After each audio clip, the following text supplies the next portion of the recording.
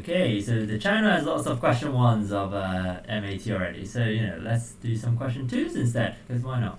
So, for all applicants, so show with working that thing equals to x minus 1, x squared minus cosine plus sine x plus cosine times sine. Deduce that a cubic in 1 has roots blah blah. Okay, let's do the first part first. So, now if I see this, I mean the first intuition I have is that, well, just go the other way, right? I mean the other way is much easier. Why not go the other way, right? I think that's also fine, it's perfectly valid. But I suppose if you really have to go from the first one to the second one, just use a polynomial short division to think about it. Yeah, but then they say like show with working, which is like really vague, like what do they even want? I don't know. Okay, so if I were doing the first part, I would just go the other way, or polynomial short division, essentially. Okay, cool. I mean, the first part is quite easy, right? So I'm not going to actually do it, essentially, just factorizing, right? Okay, so deduce that the cubic of 1 has roots 1, cosine and sine.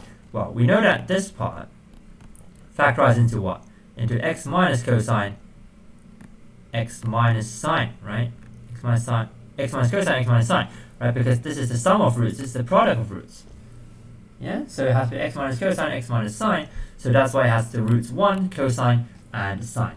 Sweet.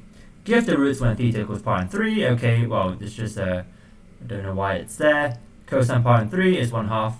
Sine pi and 3 is root 3 over 2. Alright, I mean, if you don't know these values, why are you doing the MAT, right? Okay, so find all values of theta in the range from 0 to 2 pi, such that 2 of the 3 roots are equal. Okay, so what are the possibilities? What are the possibilities? So either 1 equals to cosine theta, or what? Okay, let's not write the or because confusing. 1 equals to sine theta.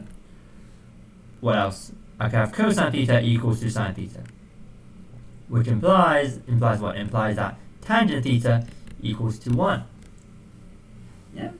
Okay, well, so we need all values of theta which satisfy this. Okay. Well, let's go. So let's start with this one.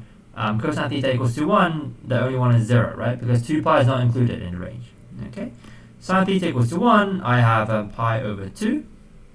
Yeah, I only have pi over 2. And tangent theta equals to 1, I've got a pi over 4. And what else have I got? 5 pi over 4, I think. Yeah?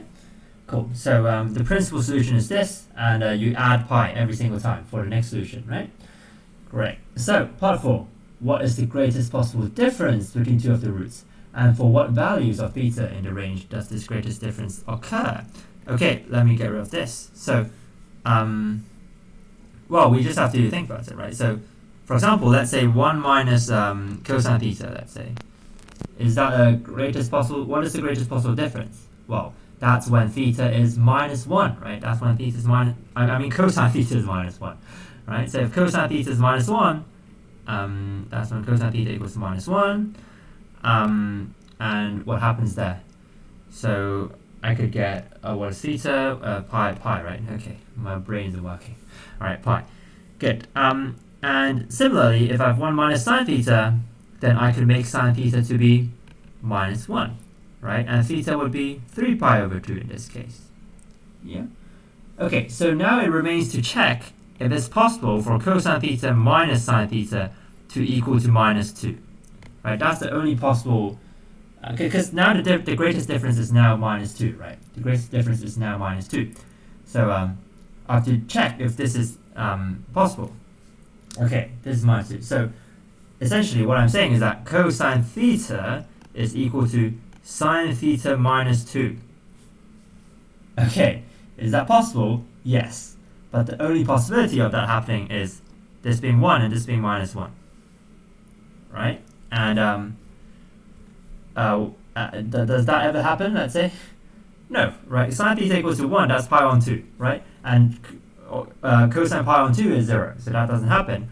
Or potentially you could go the other way around. So now just check if this is possible. So now I have sine theta equals to cosine theta minus 2. So again, the only possible scenario is when this one is 1, this one is minus 1. Is that possible? Well, obviously not, right? Because theta has to be 0, but then sine of 0 is 0. So that's also impossible. Okay, so the only 2 possible values of theta are pi and 3 pi on 2. Sweet. Okay, show that for each such theta, the cubic is the same. Okay, you just have to substitute and do your mathematics properly. Okay, so let's substitute. Let's sub in pi. So what happens to the equation if I sub in pi? So x cubed minus 1. So remember that cosine pi is minus 1, sine pi is 0. Yeah, so 1 minus 1 plus 0, x squared plus, so sine pi is 0, right? So 0 minus 1 plus 0, x, and then sine pi is 0, so plus 0 at the end. Yeah, which gives you x cubed, what? X cubed minus x. Okay, now let's try 3 pi over 2. So for 3 pi over 2, sine of 3 pi over 2 is minus 1, and cosine of 3 pi minus 2 is 0, right? So let's do that.